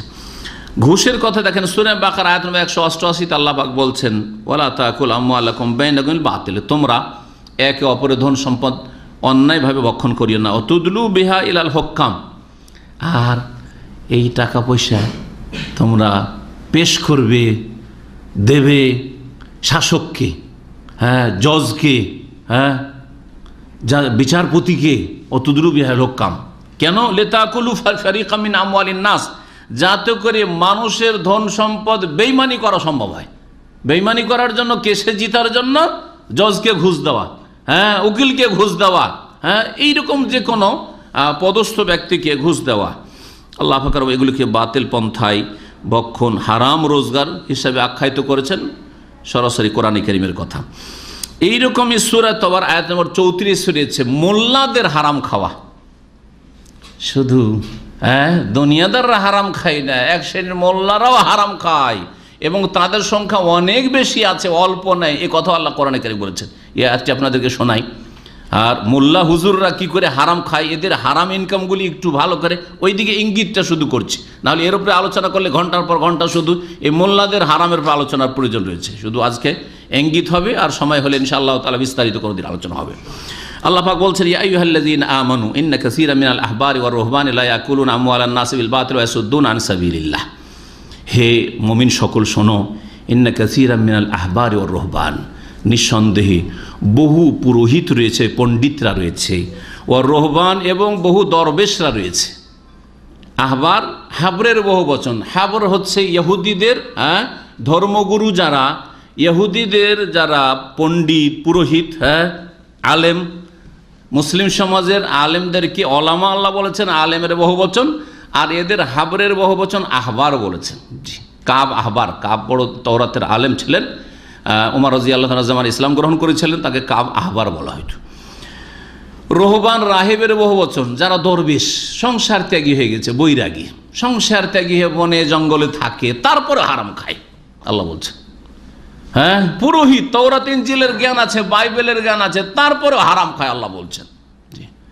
আর এইরকমই তাদের অনুসারী এক শ্রেণী মুসলিম সমাজের, যাদেরকে জনগণ আলেম মনে করে, ওরা আসলে আলেমের সংজ্ঞায় পড়ে না। আলেম সত্যিকার ওই ব্যক্তি, যেই ব্যক্তি তার এলম মোতাবেক পুরোপুরি আমল করার চেষ্টা করে। আর আমলবিহীন এলম হলে সে আলেম নয়। এটা এই জন্যই বলছি যে কয়েকদিন আগে দেখলাম একজন লোক পিএইচডি করেছে আজহার বিশ্ববিদ্যালয় থেকে। আল আজহার ইউনিভার্সিটির নাম শুনেছেন না? হ্যাঁ, আল আজহার বিশ্ববিদ্যালয় কোথায় আছে? মিশরে আছে। ভারত, বাংলাদেশ, পাকিস্তানে যারা আল আজহারে লেখাপড়া করতে আসে, আসার পরে ওদের সভ্যতায় খানিকটা প্রভাবিত হয়ে যায়, এটা বলতে চাইছি। ও ভদ্রলোক পিএইচডি করে গেছে, ওখান থেকে যাওয়ার পরে প্রশংসা করছে মিশরের প্রফেসরদের, হ্যাঁ, ওখানকার ওস্তাদদের, যে এত বড় বড় ওস্তাদ আছে, ওদেরকে দেখলে আমাদের দেশের লোকেরা চিনতে পারবে না, কারণ তাদের কারো দাড়ি নেই। আবার বলছে তাদের কারো দাড়ি নেই, কিন্তু তাদের কাছে অনেক এলেম আছে। বড় আফসোস লাগলো যে এই লোক পিএইচডি করে কি শিখে আসলো, যে ব্যক্তি আমলের গুরুত্ব শিখলো না, অথচ ইসলামের ওপর আরবি ভাষায় পিএইচডি করতে গেছে। কি শিখলো সে? কি শিখলো সে? আমল যদি না থাকে তো এই এলেম, যদি এলেম বলেন তো সবচেয়ে বড় আলেম হচ্ছে ইবলিস শয়তান। সবচেয়ে বড় আলেম কে? ইবলিস শয়তান বেশি জানে। বদদের মধ্যে, বেআমলদের মধ্যে সবচেয়ে বড় আলেম হচ্ছে ইবলিস শয়তান। ইবলিস শয়তানের চাইতে বড় আলেম কেউ নেই। এবং সে যে লজিক যুক্তি পেশ করেছিল, হ্যাঁ, আনা খায়রুম মিনহু খালাকতানি মিন নার ওয়া খালাকতাহু মিন তিন, সে কি জাহেল মূর্খ ছিল? না, জাহেল মূর্খ না। জি, কেন? ইবলিস শয়তানের এক চেলা জিন শয়তান আবু হুরায়রা রাদিয়াল্লাহু তাআলা আয়াতুল কুরসির ফজিলত শিখিয়ে যায়নি? তাহলে বোঝা গেল যে ইবলিস শয়তান বুড়া কত বড় আলেম, যে তার একটা চেলা সাথে সেও আয়াতুল কুরসির ফজিলত জানছে, আর সাহাবী জানছেন না। তখন পর্যন্ত নবী সাল্লাল্লাহু আলাইহি ওয়াসাল্লামের কাছ থেকে শুনেন নাই, সেই জন্য জানেন না। কিন্তু যেদিন শুনলেন তারপর জানলেন সাহাবীরা। কিন্তু তার আগে জেনে ফেলেছে কে? ওই শয়তান জেনে ফেলেছে। জিন জিন মানুষের রূপ ধরে এসেছিল ওই ফেতরার খেজুর চুরি করতে। আর একদিন ধরা পড়লো, 2 দিন ধরা পড়লো, মায়া লাগলো, ছেড়ে দিল, খুব কান্নাকাটি করলো। তৃতীয় দিন আর ছাড়বে না। ও দেখছে আমাকে তো আর ছাড়বে না, আজকে ধরে নিয়ে গিয়ে হাজির করে দিবে নবী সাল্লাল্লাহু আলাইহি ওয়াসাল্লামের সামনে। তো সেই সময় বলছে, দেখো আজকে আমাকে ছেড়ে দাও, তোমাকে একটা ভালো কিছু শিখিয়ে দিচ্ছি। সহিহ বুখারীতে হাদিস আছে। কি শিখিয়েছিল? আয়াতুল কুরসি। এক কাজ করিও, রাত্রে আয়াতুল কুরসিটা পড়ে শুয়ে যেও। লাম ইয়াজাল আলাইকা মিনাল্লাহি হাফিজুন ওয়ালা ইয়াকরুবুকা শাইতানুন। তাহলে সারা রাত আল্লাহর পক্ষ থেকে তোমার বডিগার্ড নিযুক্ত থাকবে, হ্যাঁ, আর তোমার কাছে শয়তান আসতে পারবে না। ওয়ালা ইয়াকরুবুকা শয়তান, কোন শয়তান তোমার কাছে আসতে পারবে না। কে শিখিয়েছিল এটা? শয়তান শিখিয়েছিল। কিন্তু শয়তানের আমল আছে? আমল নাই শয়তানের। জি, তো বললাম যে কিভাবে ওদেরকে বলছেন এত বড় আলেম, যে আমাদের দেশে এরকম আলেম নাই, আর কোথাও নেই, খুব বড় বড় আলেম, কিন্তু চেহারা দেখে একটু চেনা যায় না যে আলেম তো দূরের কথা, মুসলিম কিনা। আলেম তো পরে চিনিয়েন, আগে মুসলিম কিনা চেনা যায় না, তারপরে প্রশংসা করবেন। কিসের প্রশংসা? এই এলেমের কোনো অর্থ নেই, অর্থহীন এলেম। হ্যাঁ, এই এলেম সার্থক নয়, ব্যর্থ এলেম। জি, যেই এলেমের রেজাল্ট ফলাফল আমল নয়, সেই এলেম ব্যর্থ এলেম, সেই এলেমে কোনো বরকত নেই। ভালো করে শুনেন কি বলছিলাম, যে বহু পণ্ডিত পুরোহিতরা রয়েছে আর দরবেশরা রয়েছে, লা ইয়াকুলুনা আমওয়ালান নাস, তারা, আল্লাহ বলছেন কাসীরান, কাসীর মানে কি? অনেক। তাহলে অল্প স্বল্প মোল্লা নয়, হ্যাঁ, অল্প স্বল্প হুজুর নয়, অল্প স্বল্প দরবেশ নয়, দাড়িওয়ালা নয়, অল্প স্বল্প কি বলছে, হ্যাঁ, অল্প স্বল্প পণ্ডিতরা নয়, আলেম নয়, অনেকে আছে আলেম দাবি করে, আর তাদেরকে বক্তাও বলা হয়, আর তাদেরকে এই সেই বলা কিছু বলা, আল্লামাও বলা হয়, কিন্তু লা ইয়াকুলুনা আমওয়ালান নাস বিল বাতিল, মানুষের ধন সম্পদ ভক্ষণ করে বাতিল পন্থায়। দেখেন, বাতিল কথা দিয়ে শুরু করেছি, সূরা নিসা আয়াত নম্বর 29, তাতে বাতিল আছে না? মানুষের ধন সম্পদ অবৈধভাবে ভক্ষণ করাকে আল্লাহ বলেছেন আকুলু আমওয়ালিন নাস বিল বাতিল, বাতিল পন্থায় ভক্ষণ করা। এরা বাতিল পন্থায় ভক্ষণ করে, অথচ সমাজে তাদেরকে আলেম বলা হয়, তাদেরকে আল্লামা বলা হয়, তাদেরকে লম্বা লম্বা উপাধি দেওয়া হয়, 2 লাইন তাদের পোস্টারে আর বিজ্ঞাপনে শুধু তাদের টাইটেল লেখা হয়, লা ইয়াকুলুনা আমওয়ালান নাস। আলেমরা কি শুধু যদি বলি আর পীরদের না বলি তো বড়ই জুলুম হবে, কারণ আলেমের চাইতে বেশি আত্মসাৎকারী আর বাতিল পন্থায় উপার্জনকারী হচ্ছে পীরেরা। ভালো করে শুনুন। জি, যারা এমনি আলেম, কিছু হয়তো ডানে বামে হারাম পন্থায় উপার্জন করছে, আর তার চাইতে বেশি মোটা অঙ্কের হারাম উপার্জন করছে কারা? যারা পীর তন্ত্রের গদি নিয়ে বসে আছে। জি, খলিফা হয়ে বসে আছে, মুরিদ বানাচ্ছে, বায়াত করছে জনগণকে। জি হ্যাঁ, পীর মুরিদের তারা সবচেয়ে বেশি, তারা এই আয়াতের অন্তর্ভুক্ত। প্রথম নম্বরে এই উম্মতের এই পীরেরা পড়বে যারা কেউ গরিব নেই, তাদের যে কত ধন সম্পদ আছে তারা বলতে পারবে না। তাদের এত বেশি ধন সম্পদ যে বড় বড় মন্ত্রী মিনিস্টার তাদের কাছে ফেল তাদের কাছে। জি, এদের নজরানা আর এদের বহু রকমের ইনকামের শেষ নেই। জি, লা ইয়াকুলুন আমওয়ালান নাস, জনগণের ধন সম্পদ ভক্ষণ করে, তারা বেঈমানি করে, বাতিল পন্থায় খায়। ওয়াসুদ্দুন, বাতিল পন্থায় খেয়ে দিয়ে যদি মানুষকে হেদায়েত দিত, জান্নাতের রাস্তা দেখাইতো, হ্যাঁ, সিরাতে মুস্তাকিমে চালাতো, তাও একটা ভালো কাজ হইতো। আল্লাহ বলছে উঠাও না। ওয়াসুদ্দুন আন সাবিলিল্লাহ, আল্লাহর রাস্তায় চলতে বাধা সৃষ্টি করে, তৌহিদের জায়গায় শিরকের তালিম দিয়ে থাকে, সুন্নতের জায়গায় বিদআতের তালিম দিয়ে থাকে। ওয়াসুদ্দুন আন সাবিলিল্লাহ, বরং এই বলতেও দ্বিধা করে না যে আমার মুরিদ হইলে এশার নামাজ পড়া লাগবে না। শুনেছেন, তাদের কিতাবে আছে, এক পীর বলছে যে আমার মুরিদ হলে প্রথম ওজিফা তোমাকে দেবো যে আজকে এশা পড়া চলবে না। পেরেশান হয়ে গেল, মুরিদে কি করলাম, হায় এতদিন নামাজ পড়ে এলাম, আজকে বলছে প্রথম তোমার ওজিফায় হচ্ছে যে এশা পড়া যাবে না। নবী সাল্লাল্লাহু আলাইহি ওয়াসাল্লাম কাউকে এরকম তালিম দিয়েছে, কুফুরির তালিম, যে এক ওয়াক্ত নামাজ ছাড়লে কাফের হয়ে যায়। তাহলে বোঝা গেল যে এর মুরিদ হওয়ার জন্য কাফের হইতে হবে, আল্লাহর সাথে কুফরি করতে হবে আর শয়তানের পূজারি হইতে হবে, তাহলে মুরিদ হওয়া যাবে। বোঝা গেছে?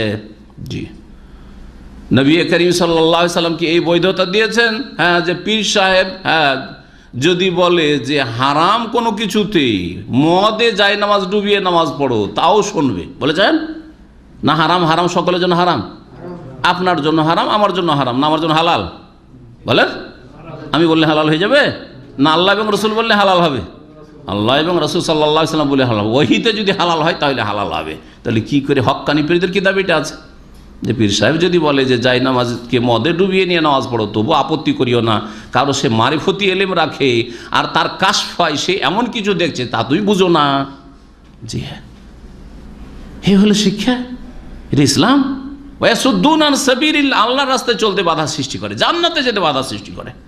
বেঈমানি করলো, দুনিয়াতে আপনাদের পকেট মারলো আর আপনাকে জান্নাতেও যেতে দিল না, জাহান্নামের রাস্তায় নিয়ে গেল।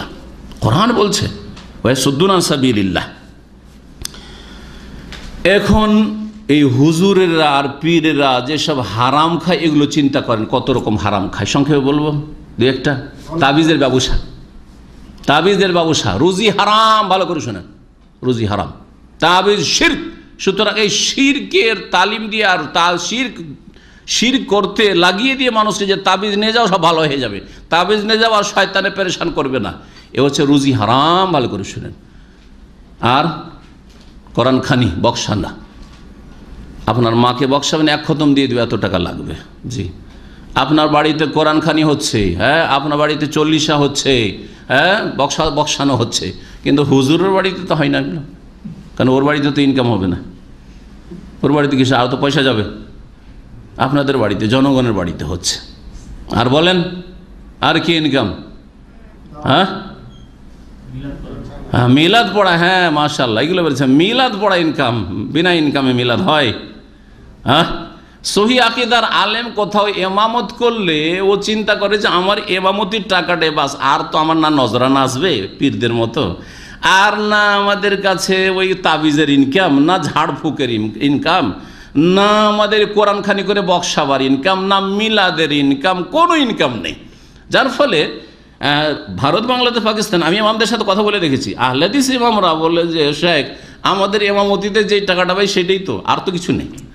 আর একটা বিদাতি যখন বোম্বাইয়ে, দিল্লিতে অথবা ঢাকাতে, বড় শহরগুলিতে কোথাও যখন এমামতি করে, বেতনের দরকারটা কি? একটা জায়গা পেলেই হইল, বেতন থাকার নাই থাক, বাকিটা দিয়ে সব চলবে। লা ইয়াকুলুনা আমওয়ালান নাস বিল বাতিল, বাতিল পন্থায় মানুষের ধন সম্পদ ভক্ষণ করে এরা। আল্লাহ পাক কোরআনে কারীম বলেছেন। এইরকম বহু দিক রয়েছে যেগুলি ইনশাআল্লাহ তাআলা পরে আলোচনা করা যাবে ইনশাআল্লাহ বিস্তারিত। সহিহ বুখারী একটি হাদিস শোনায়, মানুষ বেঈমানি করে আর মনে করে যে টাকা পয়সা তো অনেকটা বাঁচিয়ে নিতে পারলাম, হ্যাঁ ওকে টাকাটা এত টাকা পেতো, যদি দিয়ে দিতাম তো এত টাকা আমার তো কমে যেত। এইসব হিসাব করে না হিসাব করে। জি, দামামে এক লোক ফ্যামিলি নিয়ে থাকতেন, বাংলাদেশের মানুষ। উনি তার এক বন্ধুকে 8,000 রিয়াল ধার দিয়ে দিলেন। অনেক সময় পরিচিত লোক ছিল, এই ফ্যামিলিওয়ালা মানুষ, সেন্টারেও আসতে চলে গেছে দেশে। বলছে শেখ 8,000 রিয়াল দিলাম, ও নিয়ে ইটালি টান দিয়েছে, চলেই গেছে টাকা নিয়ে। আর ও কিয়ামতের দিন দেবে, এখন আর দেবে না। জি হ্যাঁ, এইরকম বহু ঘটনা। ভিসার নামে, ভিসা ইদানিং যে চলছে, তোমাকে ভিজিট ভিসা উঠিয়ে দেবো, এত টাকা দিয়ে দাও। তোমার পার্মানেন্ট ভিজিট ভিসাকে পার্মানেন্ট করে দেবো, এত টাকা দিয়ে দাও। অথবা বলেন, হ্যাঁ বলেন না, আর ইনকামগুলি, এই ইনকামগুলি বলেন, এই যে হারাম ইনকাম সৌদি আরবে করছে। হ্যাঁ জি, ভিসা বিক্রি তো আছে, তার আগে বলেন এই ফ্যামিলির তোমার পার্মানেন্ট একামা ভিসা করে দেবো। জি হ্যাঁ, 25,000 দিয়ে দাও। আর টাকা আছে, ইনকাম করছে, দিয়ে দিল 10,000, অ্যাডভান্স 10,000 দিয়ে দিল, পড়ে আছে টাকা নেই। ভিজিটে কত টাকা দিয়েছে? ভিজিটে গেছে, জি হ্যাঁ চলে গেছে। এখানে আছে মেলা কেউ টাকা দেনেওয়ালা।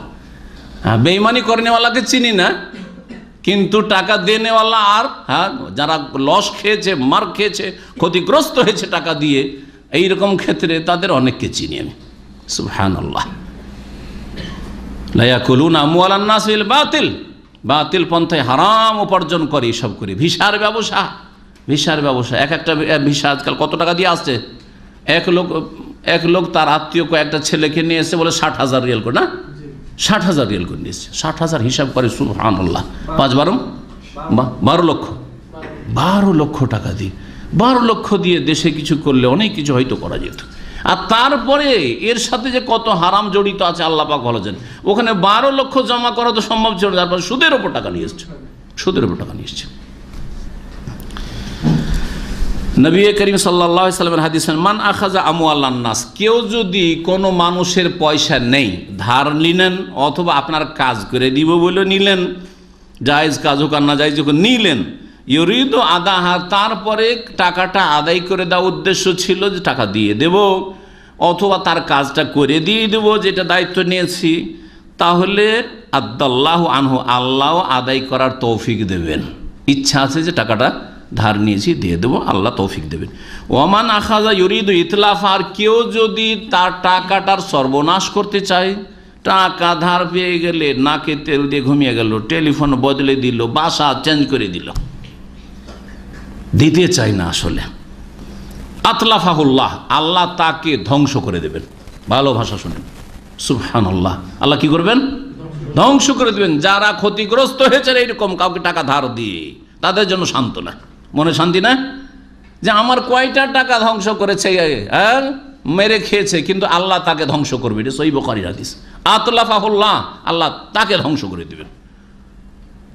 এইরকমই যারা ভাগে কোনো কাজ করতে লাগলেন আর 9-6 করে সব বেঈমানি করলো, হ্যাঁ ও নিজের লাভ ঠিকই আছে, আতলাফাহুল্লাহ, আল্লাহ তার সর্বনাশ করবে। ভালো করে শুনবেন, যে কোনো ক্ষেত্রে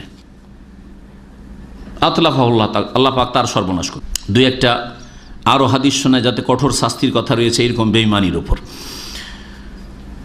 বুখারীর হাদিস, নবী সাল্লাল্লাহু আলাইহি ওয়াসাল্লাম বলছেন, মান ইখতাতা মালা ইমরি মুসলিমিন, কেউ যদি কোনো মুসলিমের ধন সম্পদ বেঈমানি করে, বেয়ামিনিন কাযিবা, আর মিথ্যা কসম করে নেয়।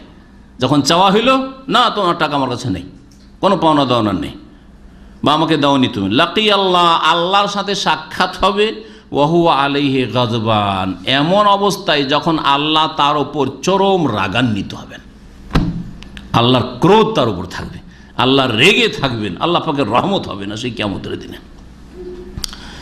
তারপরে কোরআনে কারীমের এই আয়াত পাঠ করলেন নবী করিম সাল্লাল্লাহু আলাইহি সাল্লাম, ইন্নাল্লাযী আশতারুনা বিআহদিল্লাহি ওয়া ঈমানিহিম সামানান কালিলা, যারা আল্লাহ পাকের চুক্তির কথা উল্লেখ করি অথবা আল্লাহর কসম করে সামান্য মূল্য পার্থিব মূল্য ক্রয় করলো, সামানান কালিলা মানে অল্প স্বার্থ হাসিল করলো, সামান্য একটা স্বার্থের জন্য মিথ্যা কসম করলেন, সামান্য একটা স্বার্থের জন্য বেঈমানি মিথ্যা কথা বলে দিলেন, উলাইকা লা খালাক, শাস্তিগুলি শুনেন, যারা বেঈমানি করবে তাদের জন্য আখিরাতে কোনো অংশ নেই, লা খালাক লাহুম ফিল আখিরা, আখিরাতে জান্নাতে কোনো অংশ নেই। 2 নম্বর শাস্তি, ওয়ালা ইউকাল্লিমুহুমুল্লাহ, আল্লাহ তাদের সাথে কথা বলবেন না, কথাই বলবেন আল্লাহ রাব্বুল আলামিন।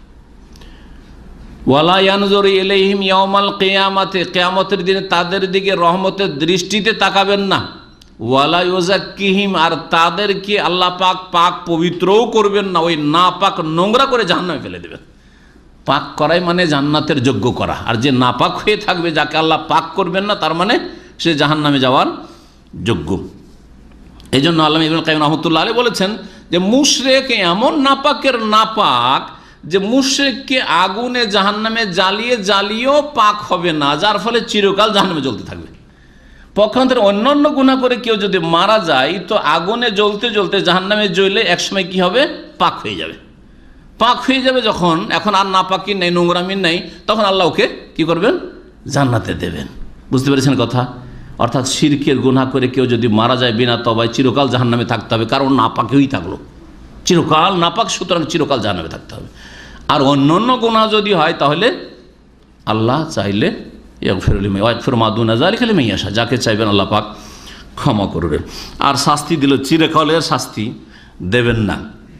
মানুষের হক নষ্ট করলে যতক্ষণ ওই মানুষ মাফ না করবে, অথবা নেকি কেটে না দেবেন, অথবা তার গুনার বোঝা না নেবে, ততক্ষণ মাফ হবে না। ভালো করে মনে রাখবেন। আর একটি হাদিস শোনায় এই ক্ষেত্রে, মানিক্তা হাক্কা ইমরি মুসলিমিন বিয়ামিনি, কেউ যদি কোনো মুসলিমের হক বেঈমানি করে, ফাকাদ আউজাবাল্লাহু লাহুন নার, তার জন্য আল্লাহ পাক জাহান্নামের আগুন ফরজ করেছেন, অবধারিত করেছেন। বিভিন্ন ভাষা দিয়ে হাদিসগুলি রয়েছে। ওয়া হাররাম আলাইহিল জান্নাহ, জান্নাতকে আল্লাহ পাক তার উপর হারাম করেছেন। একজন লোক জিজ্ঞেস করে, আর ওয়াইন কানা শাইয়ান ইয়াসিরান, যদি সামান্য কিছু, কারো একটা আম পেড়ে খেয়ে নিছে, কারো 2-4-10 টাকার বেইমানি করে, বেশি না, মালিকের নাস্তার পয়সায় দুরিয়াল করে চুরি করতাম হয়তো, এরকম যদি হয়, ওয়াইন কানা শাইয়ান ইয়াসিরান, যদি সামান্য কিছু যদি বেইমানি করি, কালা নবী সাল্লাল্লাহু বলছেন, ওয়াইন কাযীবান মিন আরাক, যদিও সেটা আরাকের একটা ডাল হোক না কেন। আরাক বলা হয়, এই যে আরব দেশে মিসওয়াক পাওয়া যাচ্ছে, নরম নরম মিসওয়াক, আরাক, আরবিতে আরাক বলা হয় এটাকে, যেটা দক্ষিণ অঞ্চলে পাওয়া যায়, জিজান এলাকায় এই মিসওয়াকগুলি পাওয়া যায়, মিসওয়াকের গাছগুলি ইয়ামানে পাওয়া যায়। যখন জিজানে আমি কয়েকবার বক্তব্য করতে গেলাম, একবারে ইয়ামানের বর্ডারে, ওখান থেকে ইয়ামানের গ্রামগুলি দেখা যাচ্ছে, তো ওখানে দেখলাম যে ফ্রি মিসওয়াক, জুমার দিনে জুমা মসজিদে ঢুকছি, এইরকম অনেকগুলি মিসওয়াক নিয়ে ফ্রি বিতরণ করছে, যার যে লাগে নিয়ে যান আপনি। তো জিজ্ঞেস করলাম কী ব্যাপার, ওখানে তো কিনে অনেক সময় পাওয়া যায় না আমাদের দামে, আর এইখানে করে ফ্রি বলছে, এখানে তো সব গাছ, ওখান থেকে উঠিয়ে, মাজরা থেকে উঠিয়ে চলে এসছে, কেটে নিয়ে জড়গুলো, আর তারপরে মানুষকে দিচ্ছে নেকির জন্য, মুসল্লিকে, যেমন এখানে পানি দিচ্ছে, মসজিদে পানি দিচ্ছে না, ওই রকম। সহিহ মুসলিমের হাদিস। এইরকমই মুস্তাদরাক হাকিম আরেকটি হাদিস রয়েছে, মানিক্তাতা মালা ইমরি মুসলিমিন বিয়ামিন কাযিব, কেউ যদি মিথ্যা কসম করে কোনো মানুষের ধন সম্পদ জমি জায়গায় বেঈমানি করে, কানাত নুকতাতান সাওদা ফি কলবি, তার অন্তরে একটা কালো দাগ রেখা হয়ে যায়, কালো দাগ পড়তে থাকে। লা ইউগাইরুহা শাইউন ইলা ইয়াউমিল কিয়ামত পর্যন্ত ওই দাগ ছুটবে না, দাগ থেকেই যাবে কিয়ামত পর্যন্ত। এই দাগ মানুষের যখন বেড়ে যায়, বারবার বেঈমানি করতে থাকে, তখন অন্তরটা কি হয়ে যায়, অন্তরে মোহর লেগে যায়, আর ভালো কথা ঢুকে না, আর হিদায়াত নসিব হয় না, আর তখন সংশোধন করার তৌফিক হয় না। আজকের আলোচনা এখানেই শেষ করছি। আল্লাহ পাক রব্বুল আলামিন যেন আমাদেরকে হালাল খাওয়ার তৌফিক দান করেন, হালাল রোজগারের তৌফিক দান করেন, হালাল রোজগারে বরকত দান করেন, হারাম থেকে বেঁচে থাকার তৌফিক দান করেন। আল্লাহ পাক রব্বুল হারামকে হারাম বলে জানার তৌফিক দান করেন, অন্তর থেকে মেনে নেওয়ার তৌফিক দান করেন, এবং হারাম উপার্জন থেকে আল্লাহ পাক পুরোপুরি বেঁচে থাকার তৌফিক দান করেন। আল্লাহুম্মা কফিনা বিহালালিকা আন হারামিকা ওয়া আগনিনা বিফদলিকা আম্মান সিওয়াক। নবী করিম সাল্লাল্লাহু আলাইহি সাল্লাম এই দোয়া শিখিয়েছেন। যদি আপনার ঋণ থাকে, অথবা আপনার আর্থিক সংকট থাকে, অভাব থাকে, বেতন কম, খরচ বেশি, আল্লাহর কাছে দোয়া করেন, আল্লাহুম্মা কফিনা বিহালালিকা আন হারামিকা, হে আল্লাহ আমাকে তোমার হালাল দিয়ে যথেষ্ট করো, যাতে করে আমার জন্য হালালটাই যথেষ্ট হয়ে যায়। আন হারামেকা, তোমার হারাম থেকে বাঁচিয়ে রাখো, হারাম থেকে বেঁচে থেকে হালালটাই আমার জন্য যথেষ্ট করো। আর ওয়াগনেনা বেফদলিকা আম্মান সিওয়াক, আর তোমার অনুগ্রহে ফজল করমে তুমি আমার অভাব দূর করে, অভাব মুক্ত করো। আম্মান সিওয়াকা, অন্যর থেকে, অন্যের দ্বারস্থ না হইতে হয়, অন্যের যেন মুখাপেক্ষী না হইতে হয়। আল্লাহ পাক যেন আমাদের সমস্ত রকমের বিপদ আপদ থেকে বাঁচিয়ে রাখেন, বালা মুসিবত থেকে বাঁচিয়ে রাখেন। যারা বিশেষ করে এখানে হাজির হয়েছেন ভাইয়েরা বোনেরা, আল্লাহ পাক তাদের রুজিতে বরকত দান করেন, তাদের শরীর স্বাস্থ্যে বরকত দান করেন, তাদের ছেলে মেয়েতে আল্লাহ পাক বরকত দান করেন। আল্লাহ পাক রব্বুল নেক আওলাদ যেন দান করেন, আল্লাহ পাক রব্বুল আলম হায়াতে যেন বরকত দান করেন এবং আল্লাহ পাক রব্বুল আলম আমাদের সকলকে জান্নাতুল ফিরদৌস দান করেন। আমাদের অতীতের ভুল ভ্রান্তি গুনাহ খাতা যেন আল্লাহ পাক মাফ করে দেন। কারো যদি হক আছে থাকে আর জানা থাকে তাহলে আল্লাহ পাক সেটা যেন পরিশোধ করা আমাদের তৌফিক দান করেন। ওয়া সাল্লাল্লাহু আলা নবিয়িনা মুহাম্মদ ওয়া আলা আলিহি ওয়া সাহবিহি।